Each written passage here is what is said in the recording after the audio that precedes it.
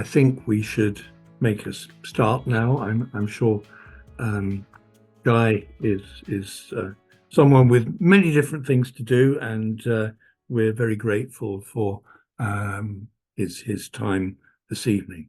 So if I could just briefly introduce you, Guy. Guy Standing's been a program director in the ILO and has been a professor at universities of Monash, Bath and SOAS in London. He's written a range of books, including one about basic income, the precariat, the plunder of the commons, which someone was mentioning earlier, the blue commons, and his latest book is The Politics of Time, which I'm going to be talking to us about this evening. If we could all remember, please, to mute while Guy is talking, and as ever, after the kind of formal bit, there'll be an opportunity for questions. So thank you again, Guy, for being with us this evening, and over to you. Well, thank you very much, John, for that nice introduction. It's a pleasure to be with you. I'm speaking, as I was saying to John and Barbara beforehand, I'm speaking to you from a place I've been renovating in Italy for nearly 30 years. It's a 14th century watermill, which I've been gradually renovating, and the wall behind me was built then. And it testifies to what's been happening with global warming and the destruction of the commons. All the land around here is commons, and I wrote about it in the preface of Plunder of the Commons, as Mark mentioned earlier. So it's a pleasure to be talking to you. And this book, The Politics of Time, was intended to be a final rounding out of work that I've been doing over the past 30, 40 years. And the work has taken me from a first concern about the development of neoliberalism in the 1970s and 1980s with Margaret Thatcher and Ronald Reagan, destroying many of the social fabrics that many of us regarded as part of British life. And that period saw incredible growth of inequality and insecurity. And it was when I first started advocating for a basic income. And we formed the BIEN, the Basic Income Earth Network, in 1986. And as John mentioned, I wrote several books on basic income. And you're listening to a man who's had the privilege or what might be regarded as stupidity of having been able to do pilots, basic income pilots, in 4 continents. And we have at the moment over 100 experiments around the world ongoing. I've been a technical advisor to Mark Drakeford and Welsh government on a pilot in Wales. I'm not allowed to tell you the results because they're still confidential, but if you watch my smile, you might draw some implications. Now, that's one aspect of my work, but it also led to a feeling that we were seeing a movement away from anything close to free markets to what I call rentier capitalism, where more and more of the income from conventional growth is going to the owners of property, physical property, financial property, and so-called intellectual property, and less is going to people who perform labor, and develop a new class structure. And that led to the book that John mentioned, The Precariat, which has taken control of my life, that book, because it's been translated into 25 languages. And I led to me giving talks in 42 countries, over 600 talks on the precariat. And it's the backdrop of that led me to write this book about time, the politics of time. Now, every political movement throughout history has had some implicit politics of time, some conceptualization of time, but not an explicit conceptualization. And I think one of the biggest problems we have in society today, and one of the biggest issues behind what's called green politics, I would prefer to call it blue-green politics, because the ocean and everything happening in the oceans is 71% of the world's surface is the sea, and it should be included as well.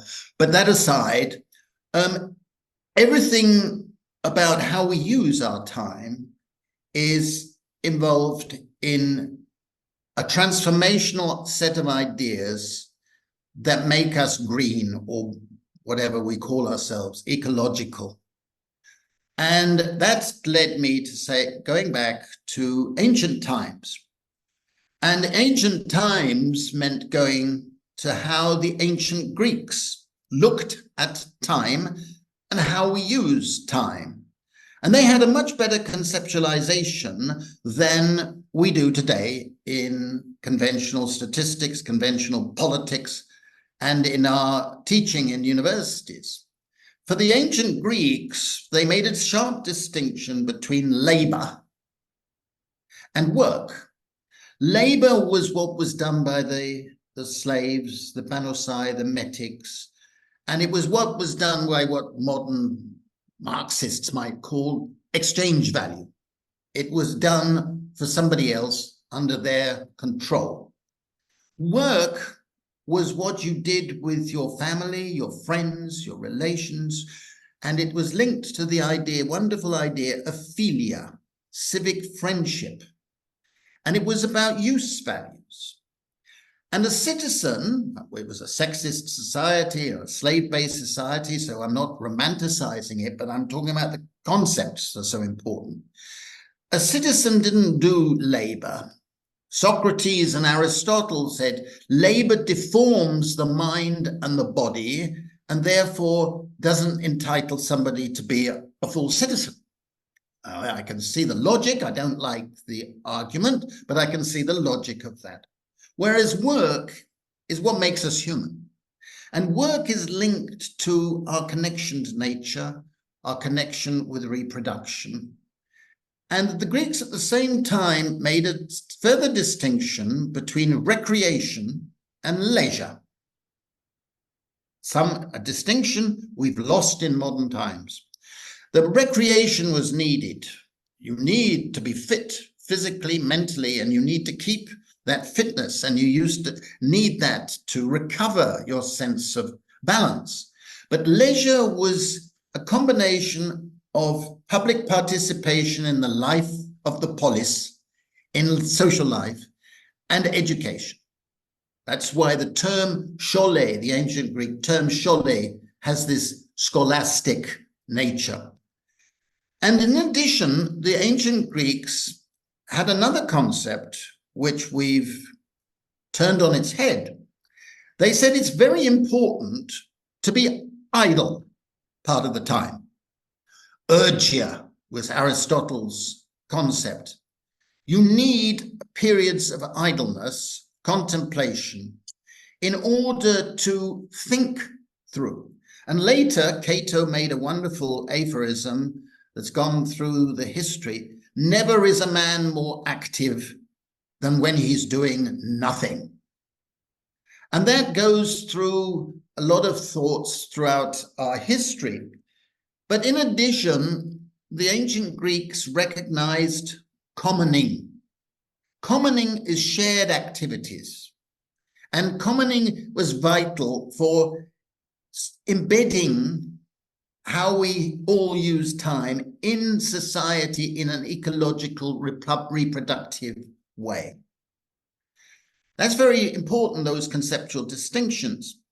And what I do in the book is I take that set of concepts through what I call 3 time regimes. And the first time regime I call the agrarian regime. This is when society is predominantly agricultural, rural. It's when time is determined by the seasons, by the weather, by what you're producing. And in Britain, right the way through the Middle Ages, you had very localized times. So you could go from one village to another and they would be actually having different hourlies. You'd have different times. And this sense of localized time was at the same time linked to what was class struggle at that period, a class struggle which was determined to fight the ordinary people, the commoners, to fight for the right to work away from the duty to labor, and a right to common, to be commoning. The word to common was a legitimate word back then, and the class struggles involved the events that led up to the Magna Carta and the Charter of the Forest. I discuss that in the books of 1217, which established that everybody, every commoner, that's you and me, had a right to work in the commons and a right to access raw materials and reproduce. The mythology of Robin Hood is relevant for this. And it goes through all the great rebellions that took place, because constantly the landlords and the state were trying to push people into labor, and people were fighting back and they were wanting to retain the right to work. And this led to the Peasants' Revolt and various other movements that I discuss briefly in the book. Now, at this point, commoning was a very important set of activities that connected people to nature. And that's a key. But of course, and I'm flashing over some analysis here because of time, but this led to a breakdown as industrial time developed with the development of capitalism. And with industrial time, there was a gradual creation of a life of blocks of time. You got up in the morning, you went to the factory, you worked, they labored there for 9 hours, whatever it was. You went home, had a bit of sex, fell asleep. You had a few years of schooling if you were fortunate, then a long period of labor if you were fortunate, short period of retirement if you were fortunate, drop dead. It was blocks of time. And this system evolved with a gradual change in the sexual division of labor. Initially, with industrial time, women were very much at the forefront. They were the ones dragooned into labor, initially to a greater extent than men. And men tried to resist that. But various disgusting acts forced men and women into labor and blocked their chances of doing commoning and doing work that was not labor. This gradually changed, and we get into the 20th century. And I discuss in that period what I say is the biggest error, biggest mistake of modernity. Because both on the left and the right, politically, they wanted to force as many people as possible into labor. And they were idealized being in jobs, jobs, jobs, jobs. Even the left, the extreme left, wanted everybody in labor. And then, of course, it went to the extreme with Stakhanov in the 1930s, who was idealized both by Lenin and by Stalin, and then across the in America and elsewhere, as the people who were glorifying in doing labor. And so gradually, with the development of Taylorism, where Taylor had this thesis that jobs should be reduced to the point where the laborer did as little thinking as possible.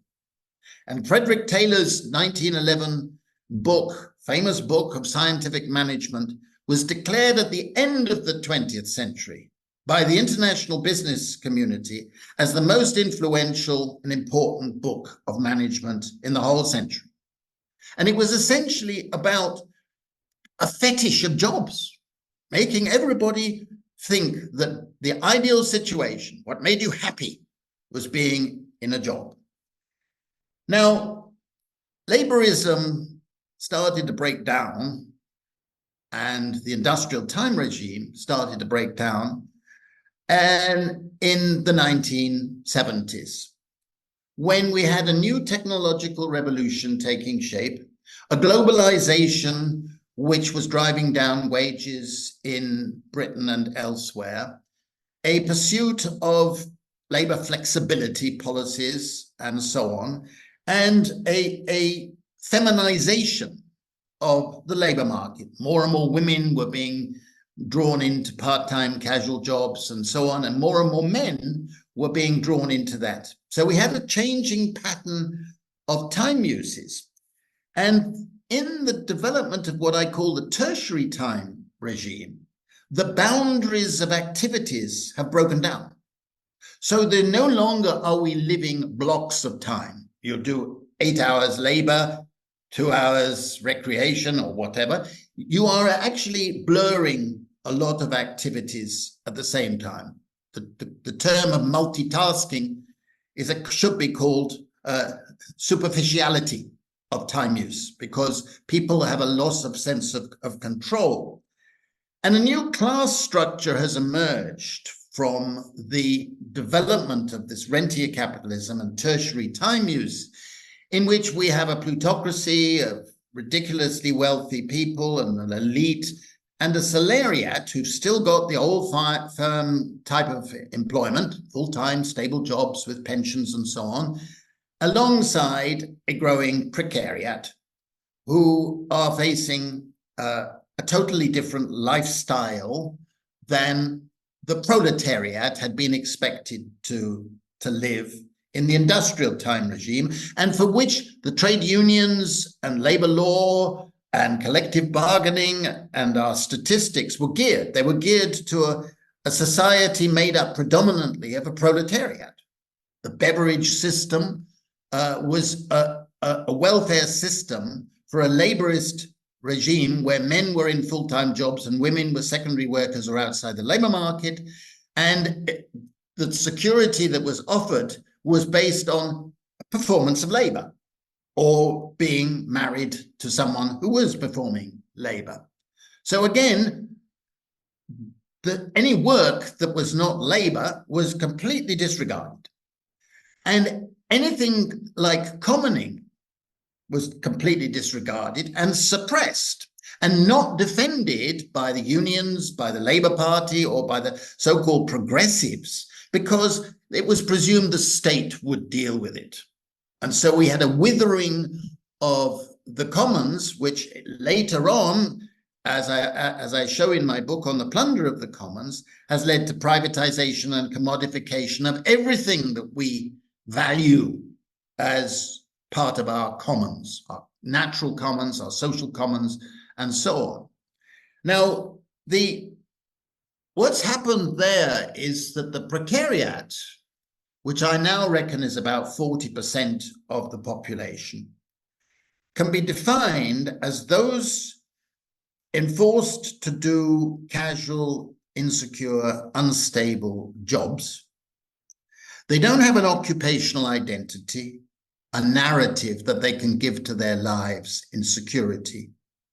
They tend to have to perform jobs that have a lower level of education than their education that they have. And they have to do a lot of work for labor. I'll come back to that. The second aspect is that if you're in the precariat, you have very volatile incomes and you are exploited by forms of debt. Debt is a vital part of rentier capitalism. Finance loves people to be in debt.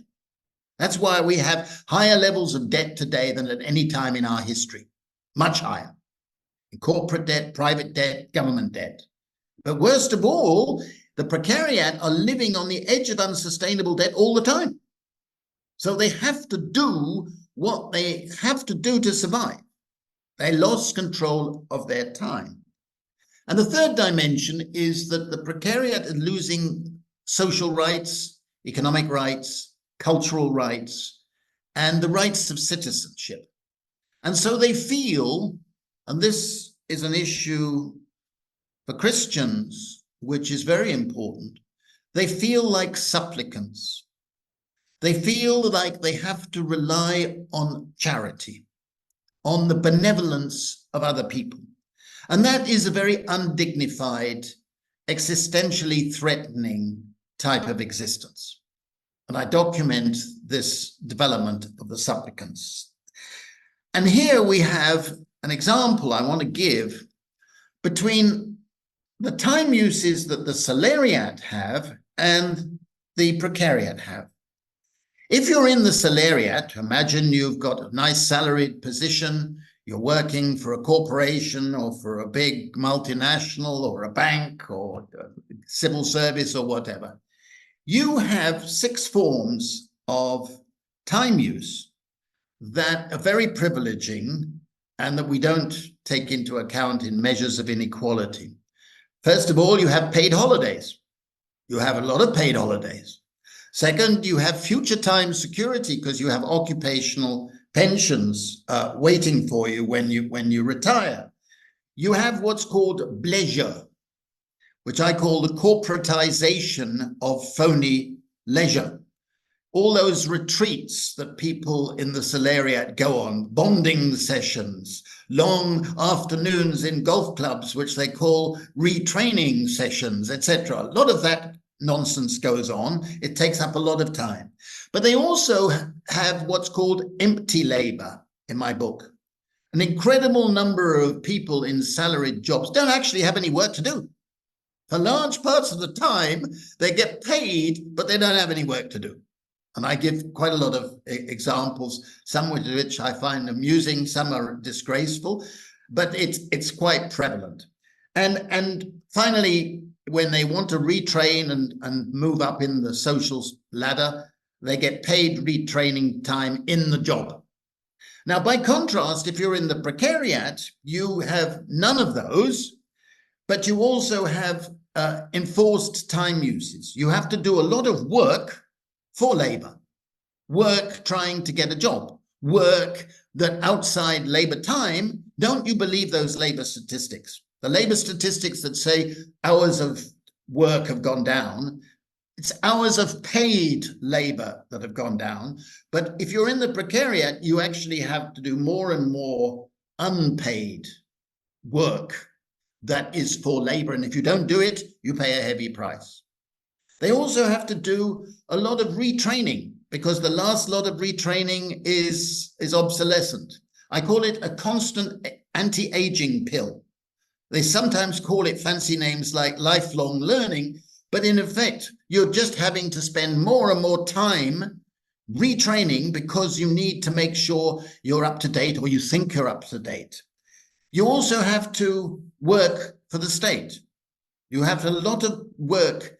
If you're unemployed, you have to spend 35 hours a week, prove to the DWP that you're looking for jobs, prove that you're doing something, filling in your CVs and the rest of it. And you have to do a lot of work for charity, seeking charity, work for waiting around, just waiting and waiting around. This uses up your time in the platform economy and so on. So this contributes to a sense of the precariatized mind. And it's led to a lot of anger, a lot of angst, a lot of mental ill health, a lot of deaths of despair, and a lot of surviving in uncertainty. This is the reality of the precariat. Before the last general election, I was an advisor to John McDonnell, the Shadow Chancellor of the Exchequer, not a member of the Labour Party. I'm Green left, if you like. And I also was advising the Greens on the precariat. The Greens, I found, understood the precariat. John had great difficulty. He now tells me he does. Jeremy said he did, but I'm not sure. But the precariat has no political party representing it. And that, I think, is one of the tragedies. And at the moment, they are very angry. The less educated people have gone to Brexit. They've gone in the United States, support Trump and various other extremists. but it's an existential threat of insecurity. Now, in that context, I reached the final chapter of the book, and John will excuse me if I am not going to go into that chapter in detail. He I know, has read it, and because I would like to hope that some of you would like to read it. But what it tries to do is say, supposing, just supposing, we had a political, I suppose you'd call it miracle, if we had a hung parliament coming up and a muddled government, because Labour has no strategy for dealing with the issues of my work, and then there is a progressive alliance between those who are opposed to the status quo, opposed to rentier capitalism, and want a transformation in the sense of gaining control in an ecological, sustainable way, and really re-embeds the economy in society, to use a term made famous by Karl Polanyi. And I do that by saying that the first thing you would need to do is recalibrate what you would mean by economic growth, GDP growth. I'm suspicious of the term degrowth because, as I told the Green Party conference a couple of years ago, I said the trouble is degrowth. If you go around to the doorsteps and you say, vote for me because I'm going to lower growth, and people interpret that as lowering your living standards, I don't think you're going to get many votes. That's the trouble with degrowth. But if you mean degrowth de-emphasizing GDP growth, then I'm on board with the term. But I think we need a better term. Recalibrate growth transformation as valuing all forms of work and activity, reinserting ideas of commoning. And in that, I suggest that we realize once and for all what the Office of National Statistics has shown repeatedly. What is the most valuable form of work from an economic point of view? What is that work which is given a value of 0 in measures of GDP growth? That if it increases, it would actually lower GDP growth and make Keir Starmer very unhappy, Liz Truss very unhappy, Rishi Sunak very unhappy, but make the people who are doing it feel a lot happier. That form of work is called care. Care work is the most valuable form of all work in Britain today. The Office of National Statistics show that it's worth over £900 billion a year. Worth much more than manufacturing. But we give it a value of 0. This is nonsensical. At a time when we have a care deficit for our children, for our elderly, for our disabled, we are continuing with that sexist nonsense that developed early in the 20th century. So that unpaid care and commoning they're given a value of 0. We need to mock those people who are doing so and tell them we've got to recalibrate what we mean by growth. Then we can have a better discussion. But this is so important. And when I wrote a little article in the Financial Times had an article saying that the rise in economic inactivity is a major problem in this country. So I wrote and said, why is it a major problem? Why do you call people, mainly women, who are doing a lot of care work inactive? They're not inactive. And I got a torrent of abuse from male readers of the Financial Times. And they said, one wrote saying how stupid I was and saying, you might as well give a value to women who are breastfeeding because they're breastfeeding. And as it happens, in the book, I have done just that. Because why should you give value to cow's milk in measures of economic growth and not women's milk? Well, there are several studies that have shown that the value, economic value of women's milk, if I may call it that, is actually phenomenal. And ignoring it is inexcusable. So we ought to look at the way we measure time, the way we use our time differently. I want a politician, maybe you, John, you still have time to stand up and be one, who says, I promise to cut the number of jobs. I'm going to cut jobs by 10%. Automate those cleaning of public toilets, those Amazon jobs, automate them, get rid of them. Free up people's time so they can do more work.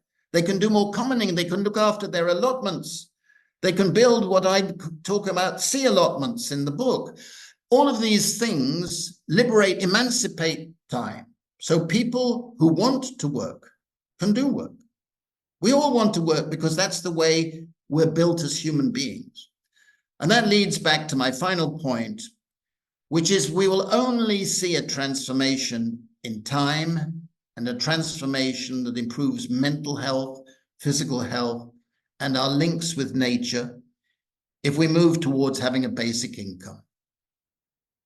And I've advocated that for many years, and I'm proud to say that all the pilots that I mentioned at the beginning, including in India, in Africa, in Brazil, in the United States, in Canada, in Finland, in Wales, well, I haven't said Wales, but in Wales, have shown the same effects.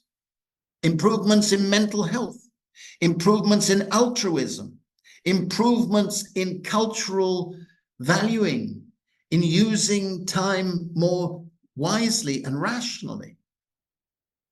What's wrong with that? Because all our experiments have shown that people who have a basic income work more, not less, because they have more energy, more confidence. But many forms of work they do may not be counted today, but as far as I'm concerned, they jolly well should be. I was delighted during COVID when the Vatican set up a committee and the Pope, many of you will know this, the Pope issued a letter in which he basically came out in support of basic income.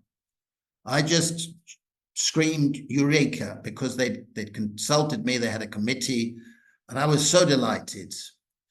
I believe we are at a cusp where religious people, civilized humanists, progressive Greens, we're all getting together in different ways. And quietly, although we're in the terrifying, disgusting, genocidal war we're seeing, and terrible war in Europe, I still think that in the end, we're going to have a transformation, and this subject will be part of it.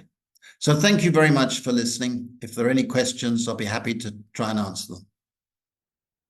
And thank you, Guy, for an extraordinarily powerful and fascinating talk, packed full of sort of nuggets of wisdom and insights that I'm sure we'll be interested to follow up on. And I'll say it again at the end, but do read Guy's book, The Politics of Time, in which all this is encapsulated. But any immediate questions from members of the audience? So Terry, yes, your question, please. Guy, could I thank you immensely for that?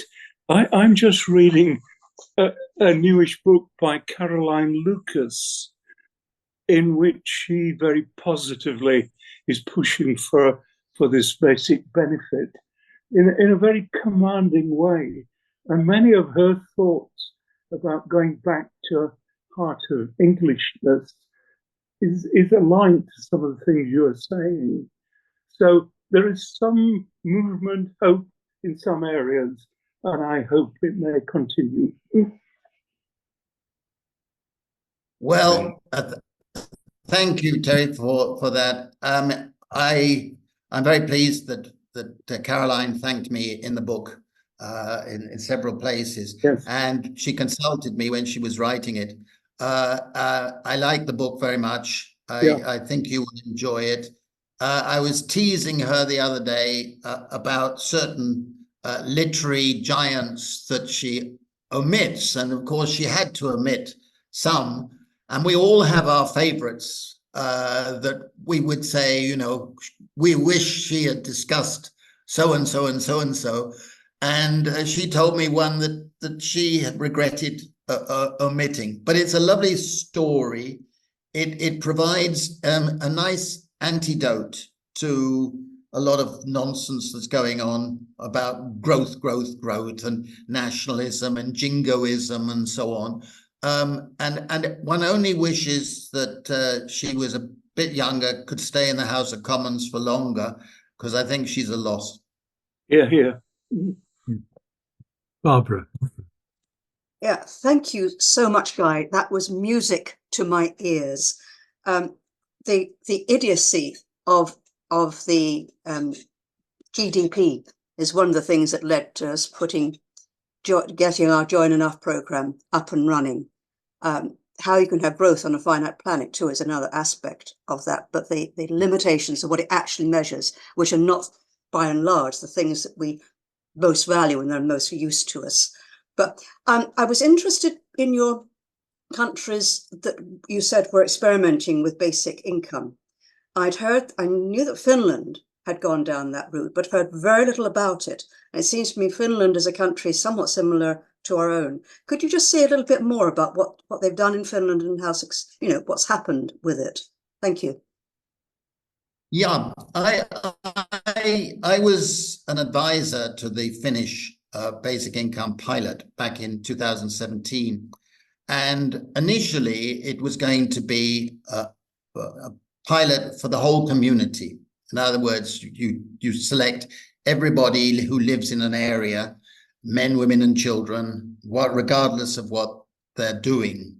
That's the idea of a basic income. And a basic income in that sense has what we call network effects, community effects. It induces behavioral changes. I was disappointed when they, for budgetary reasons and because the finance minister was on political right, they just did it for 2,000 unemployed. And for 2 years, they gave it for 2,000 unemployed without conditions. Now, the good thing that came out of that book, pilot, is that it didn't show any drop in economic activity by the unemployed. It didn't show that they stopped looking for work or anything like that. On the contrary, a slight increase. So you don't need to do all this conditionality, which is the DWP's approach with universal credit, which is so punitive and so disgraceful in Britain today. So that was the main finding. It did show improvements in mental health, improvements in attitude and skills. But the other pilots, I mean, I designed and implemented with a big team in India. We had much bigger sample, everybody in the communities. And it showed covering 12,000 people. And it showed great improvements in nutrition, great improvements in women's status, great improvements in health, great improvements in school attendance and school performance by the children, an increase in work, and a reduction in inequality. All the things that and we've shown that in a book on that pilot. We found the same thing in Africa, in Namibia and Kenya, where pilots have been done. And we're seeing it in the United States. I never expected that we would find that over 50 US cities are now experimenting with basic income. And this is a sea change. And a lot of mayors of US cities are now supporting basic income. And we've got a big one in Canada that's been taking place, which is showing very similar results, very similar results. I'm advising the government of Barcelona, Catalonia, and I think they've just been knocked out, but on a pilot there. And there are other pilots that are taking place in Germany and so on. So it's got to the point where I'm writing articles saying we have the evidence. It's not a matter of evidence now. It's the matter of politics. Can we elect people with the moral backbone to actually implement? Do you want your citizens to be feeling secure? Do you want that? Come on. Yes or no? Because if you say yes, tell me how you're going to do it unless you have a movement towards a basic income, because conditionality and means testing and all this nonsense has driven the poor into suicidal situations. We know it. We know it. So for me, I was invited to talk about this in the House of Commons, and I had a lovely time. I had a lovely time because basically they haven't got the evidence to back themselves up. Whereas we now have the evidence and we have the moral arguments. That's why it was important that the Pope came out. That's why it's important that religious people speak up. It's about the rights of people to have a dignified life. You can't hold people responsible if they're chronically insecure. It's not fair. It's not fair. And for me, as somebody who values nature and a slow time idea of living and commoning, it's part of the answer.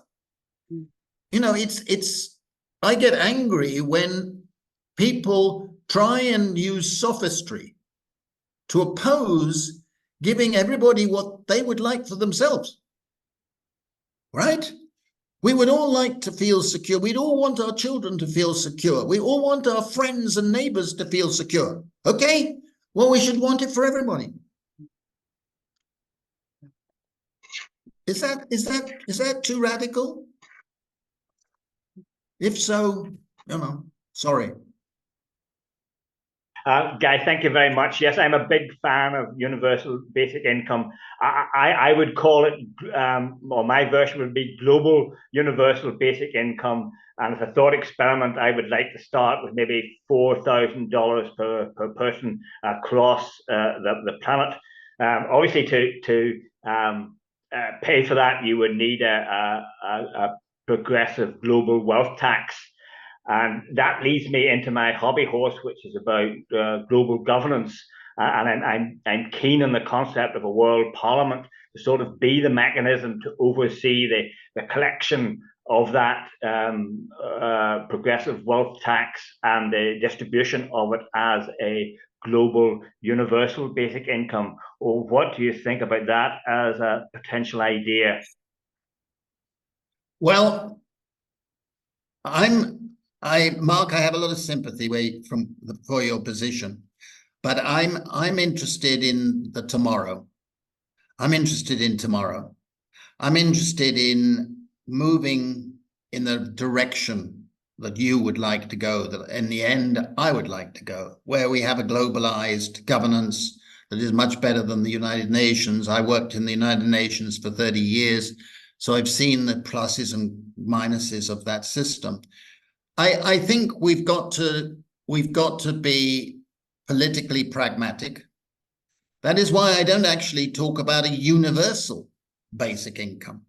I call it a basic income. The reason is that initially, at least, you're going to have to say, we can't, if you're in Britain and you're in politics, you can't promise universal, because that means anybody coming into the country would receive it from the day they step off a boat or whatever, and we'll never get elected if we promise that.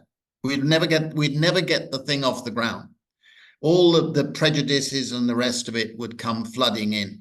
So I'm saying that it should be a basic income for all legal residents of society, and that anybody coming in who's a legal migrant should be supported in some way, but not immediately receive the basic income, only after they've been in the country, say 2 years legally. And that way you get around that political opposition. I think we have to divorce our late evening dreams from the practical politics. That's why I've been very impressed by what Mark Drakeford has done in Wales with the pilot. He told me that he'd come to one of my talks many years ago, and that's when he decided he was going to support basic income. So I feel immensely proud of that. But he has just done it for care leavers. All those who are leaving orphanages and care homes, when they come out for 2 years, have been receiving a basic income. And we've been monitoring what the impact on those people. And that is a demonstration of what it can do. And it's breaking down prejudices. And that's the same with the schemes that for ex-convicts, for example, which have been wonderfully successful in a number of American cities. You give basic income to people who come out of prison. Huh? That initially got what? Disgraceful. Why should they get thing? But it's actually enabled them to avoid recidivism, avoid going back into crime, and build their lives again. The punishment should have been the prison, full stop. Punishment shouldn't go on for long after they come out of prison. You need them to become good citizens. Why don't we reason more like that? That's that's a Christian way of looking at it, I would have thought. So for me, it's a matter of pragmatic first steps, but most importantly, every single reform should be consistent with moving in the direction of a basic income. That's why I'm suggesting that not just a wealth tax, but we need a carbon tax. We need high carbon tax. We will not get to net zero unless we get people to consume less fossil fuel energy and emit fewer greenhouse gas emissions. But we won't get that unless we put up the price of using fossil fuels. The trouble with a carbon tax is that it's regressive. The people on low incomes paying a higher percentage of their income in the tax, and therefore makes it difficult. That's what Trudeau is finding in Canada, because he's gone in this direction. And the answer to that is very simple. Guarantee that you will recycle all the revenue from a carbon tax to pay towards the basic income for everybody.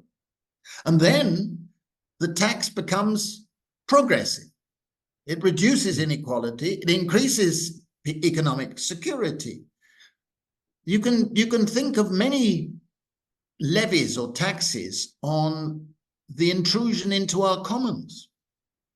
We need a frequent flyer tax.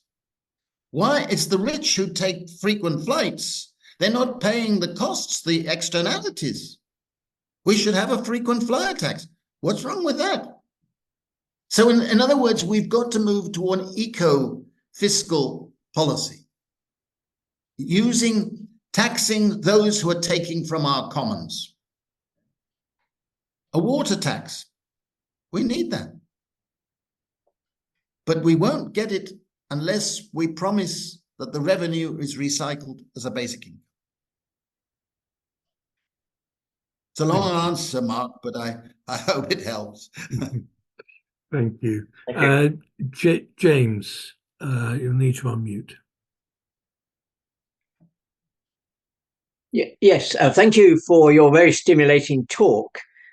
One point of, well, maybe I have more than one point, but one point of clarification is what you talked about, people who are in steady employment, secure employment, with a pension awaiting them, but they're working very long hours. I mean, I would have put in my working days myself in that category, but many other people I know who are in that, and that wouldn't just be people who are in, say, public services, but or in my own case, clergy, but also some probably quite a lot of people who are in private, work in private for private companies and so on.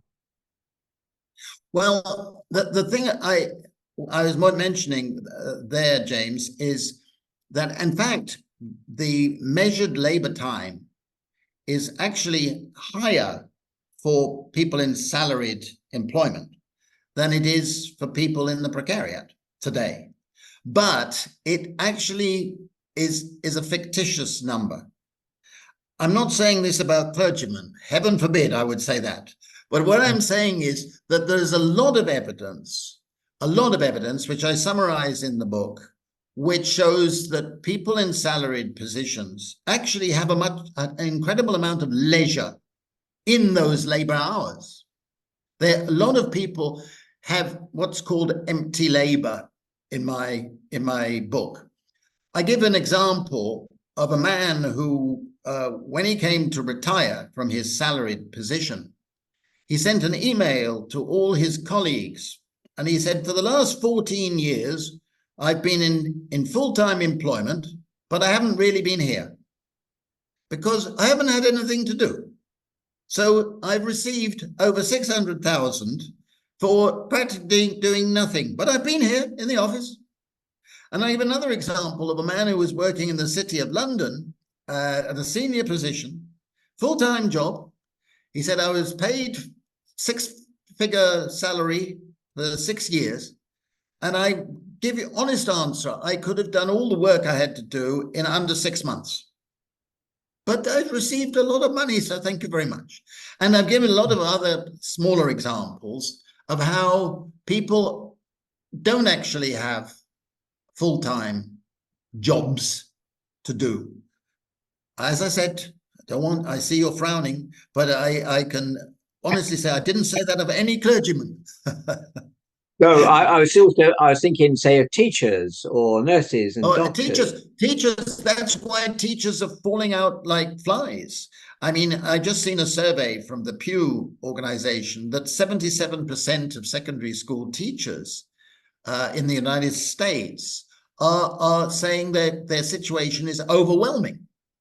They can't take the stress, they're dropping out. The dropout rate of teachers is extraordinarily high. And mental breakdowns are extraordinarily high. I happen to have a daughter who trained 6 years at dad's expense, largely, to become a teacher. After 3 years, she gave it up. She just could not stand the strain. And that there are many of them are part of the precariat. That's one when I give a talk to schools or to universities, they queue up afterwards to say, yes, I'm part of the precariat. So teachers are not part of the salariat, except for a certain elite in public schools, misnamed public schools. But the ordinary teachers are, chronically disadvantaged, just like our nurses and so on. They are suffering. So I maybe misunderstood you in part then about the precariat. I was thinking more of the people who come around delivering our parcels and or work in our warehouse. That's only part of the precariat. The precariat are people who don't have a sense of control of their time. They're on short-term contracts. They're on, like many teachers are, in universities and many nurses. And I get an extraordinary number of emails from people around the world who, in many of these professions, who say, I'm part of the precariat. I'm part of the group you're talking about. And they often highly qualified. They really are dedicated, but they're living so insecurely and building up debt and so on, that they lose control of their time. And they suffer from what I've called the precariatized mind. They don't know what's the best thing to be doing. Should I be teaching a bit more? Should I be doing more research? Should I be? That's extraordinary the loss of control that goes with that. And that's why we're seeing so much mental breakdown. But thank you. You've made it a much clearer concept now. I hope the book does too. Rosie's just asked a question. Where do volunteers sit in all this? I discuss volunteers in the book, volunteering, as part of commoning. I mean, we are remarkably fortunate in a sense to have so many people in society who volunteer their time to help out food banks, hygiene banks, caring for neighbors, caring for the community. But I don't think it's a healthy society when we have to rely on what is in effect self-exploitation of people to make for a deficiency in public services. I don't think it's dignifying for the recipient or for the giver. But that doesn't mean I in any way denigrate volunteering. We need to spend more time volunteering. I mean, we all go through life wishing we'd spent more time doing care work, more time doing volunteering, more time doing commoning activities, and more time in real leisure. And one of the final chapter is how do we recover political participation? We don't have deep political participation in our society. People throw up their time. They say, don't have time. I don't have enough time to concentrate. I'm not an expert, blah, blah, blah. Well, we need to change that. We need to have more deliberative democracy at local and national and international level. It goes back to a point that Mark was making. And I think that links again to the basic income debate. You know, what we found in India is that once everybody had a basic income, they started spending more time in local politics, in informal politics. And that is an emancipatory process.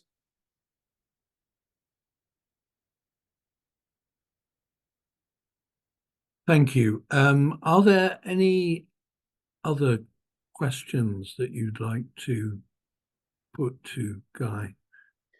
John, could I come back with one other very short thought experiment for Guy to comment on? Yeah. Guy, I'm wondering what you think about the current state of our politics or our democracy, and in a sense that whatever way you want to finance the universe or a basic income, it would have to come from people like me in the top 10% of the wealth distribution, and I would be happy with that. To me, that if 90% of the population, the bottom 90%, are net beneficiaries, why on earth wouldn't they vote for basic income and a complete system change away from the neoliberal capitalist system that we're operating at the minute, when the 90% are going to get all the benefits that you've outlined so clearly? And if people like me have got the resources, should be paying for it because we have been lucky enough to do well in life, and we should be, from a Christian point of view, sharing our wealth to provide the commoning opportunities, the chances to lift people out of their precarious situation with a basic income. I mean, to me, there must be something wrong with our democracy when the 90% can't see that it would be benefit to them to vote in that direction, because they're obviously not doing it. And your reluctance to jump in at my utopian end of the spectrum, and more thinking about taking small steps to get there. I understand the pragmatism of that. But I wonder what is wrong with our democracy that we can't break through this. Well, it is a thought experiment, and I think you'll find that I have confronted that in my work, because when you have opinion polls, it turns out now that in many countries, actual majority of people do favor a basic income. I have summarized the results in various places. Even in the United States, there still is a reluctance on the part of the mainstream political parties who are wedded to GDP growth, are wedded to jobs, are wedded to old images of laborism. And that makes, for example, the Labour Party in Britain today is a very conservative party with a small c. It still wants everybody in jobs and wants to maximize GDP growth. And that leads to a prejudice which says that if everybody had a basic income, they wouldn't labor. Now, that's a prejudice that we're gradually breaking down, but it has been very difficult to break down, okay? It's the same with the affordability. You know, people say, oh, they do a back of the envelope calculation. If you multiply the figure you gave, 4,000, by the population, it would be blah, blah, blah, they can't be afforded, okay?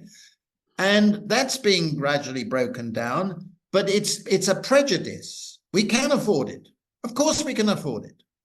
And the third thing is that you need politicians who are going to be altruistic and going to be really grounded in the ecological imperatives of today. We're not going to get to net zero. We're not going to defeat global warming unless we move in a completely different direction from what they're pushing us into. And we know that, surely.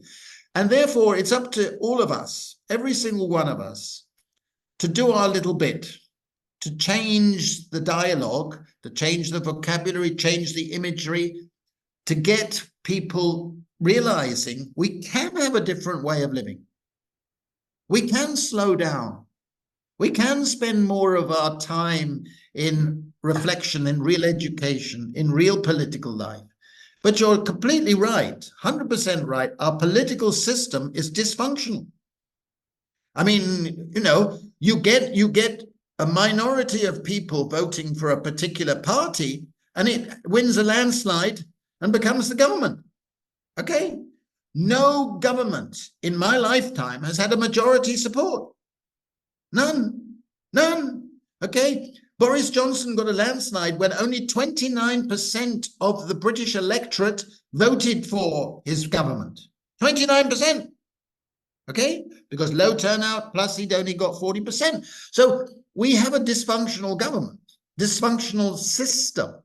And that means that we've got to use our voice, use our persuasion. People like me have to keep on working, if you like. And we have to be combined together to take action. And that's why I salute groups like yourselves who are holding up the flags still. That's why I'm working with Ocean Rebellion, for example, because they're defending the blue commons. That's why I believe in many of the precariat groups that are emerging, that are looking for an alternative lifestyle. And it comes back to cultural values, civilized values, building a better system, caring more. I think we'll win, but it's a long struggle. Thank you. Thank you very, very much, Guy. And that's a wonderful way, I think, to end our evening with you. You've been very generous with your time. You've been inspiring, insightful, and I'd love us to go on for hours, but I think we've trespassed on your time, and you need your revivifying glass of wine that you referred to right at the beginning. So please do read Guy's book, Politics of Time. I thoroughly recommend it.